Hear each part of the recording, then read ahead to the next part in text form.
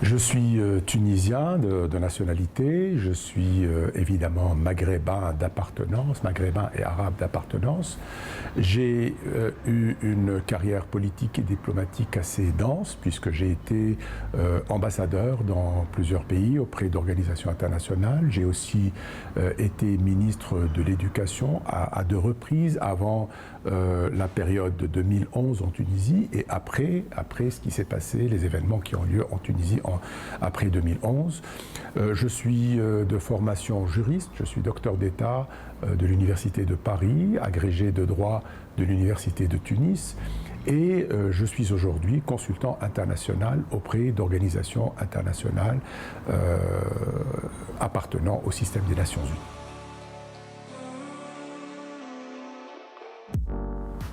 Je suis à Perpignan à l'invitation de l'association Méditerranée Plurielle.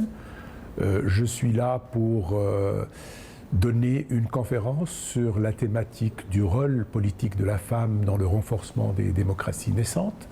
C'est une thématique qui me paraît de première importance parce qu'elle touche à deux fondamentaux à mon sens. D'abord, la femme, les droits de la femme, le rôle politique de la femme dans la construction des nations, et puis la question de la démocratie, démocratie tant rêvée, mais démocratie si dévoyée aujourd'hui dans notre monde arabe.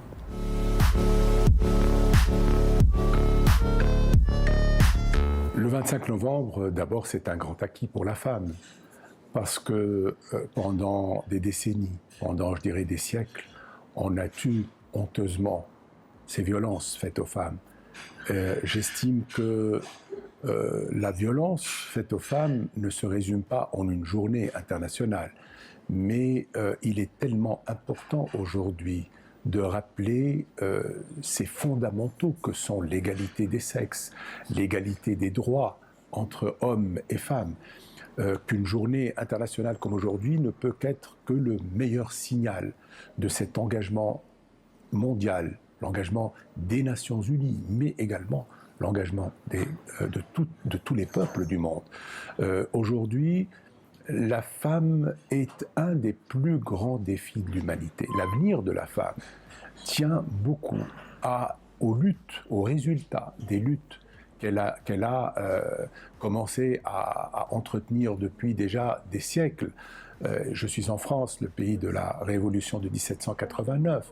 Tout le monde sait quel est le rôle qui a été joué par les femmes dans cette révolution qui a inspiré bien des pays, bien des peuples par la suite.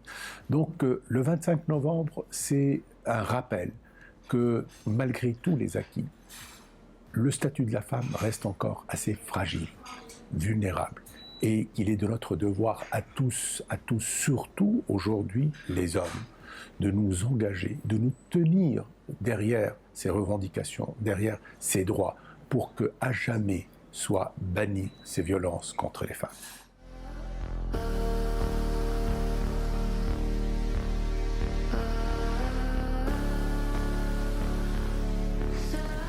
Tunis et Perpignan, c'est d'abord et surtout cette Mare Nostrum, cette Méditerranée, cette mer de paix et de sécurité qui, normalement, devrait nous unir, nous rapprocher.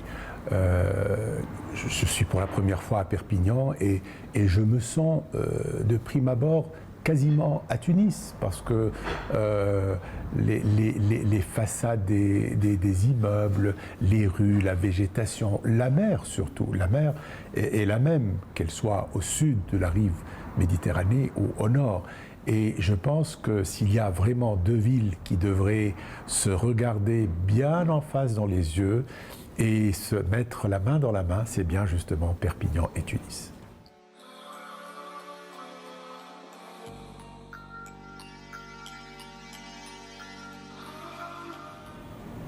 Je crois en l'humain, je crois en la volonté de bien faire de tous les hommes et de toutes les femmes. Je pense que tout ce qui se passe aujourd'hui, en tout cas en matière de guerre, d'insécurité et de violence, nous démontre de plus en plus le besoin urgent de redonner un nouveau rôle à l'Organisation des Nations Unies, parce que tout simplement c'est une organisation qui devrait jouer un rôle d'apaisement, un rôle de paix, un rôle de promotion de la prospérité dans le monde. Et elle ne le fait pas aujourd'hui. Je pense qu'ensemble, on devrait beaucoup plus s'intéresser au bien-être des humains qu'à autre chose. Des milliards de dollars sont en train d'être investis dans les équipements militaires. C'est un non-sens. Toute ma vision se fonde sur le rapprochement des visions entre les différents, je dirais, partenaires, parce qu'on n'est pas ennemis.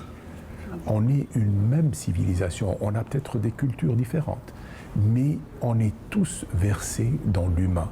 L'humain, c'est justement ce désir de construire ensemble le bien de tous. Et on le sent de moins en moins aujourd'hui, avec tous ces populismes, avec tout ce qui se passe particulièrement aujourd'hui en Europe. Il est urgent, à mon sens, de devoir réellement analyser ces phénomènes avec beaucoup de sérieux. Parce que aujourd'hui, partout, on n'entend que les tambours de la guerre. Qui aurait imaginé il y a quelques mois une guerre en plein centre de l'Europe, en Ukraine? Donc ma vie, je l'ai consacrée à cela, lorsque j'ai travaillé dans la diplomatie et la politique. La promotion de l'homme, c'est la finalité que doit avoir chaque politicien. Nous devons ensemble, regarder le monde d'aujourd'hui en face et nous dire une fois pour toutes que la seule voie de la sagesse, c'est la voie dans la construction d'un monde de paix et de sécurité. C'est l'urgence des urgences aujourd'hui, et j'en appelle à tous les gouvernements, à tous les peuples, à la société civile, à toutes les universités du monde pour se mobiliser aujourd'hui dans le but de remettre un peu de sagesse dans ces dérives que nous sommes en train de vivre aujourd'hui. Mon message, toute ma vie, a été celui-là.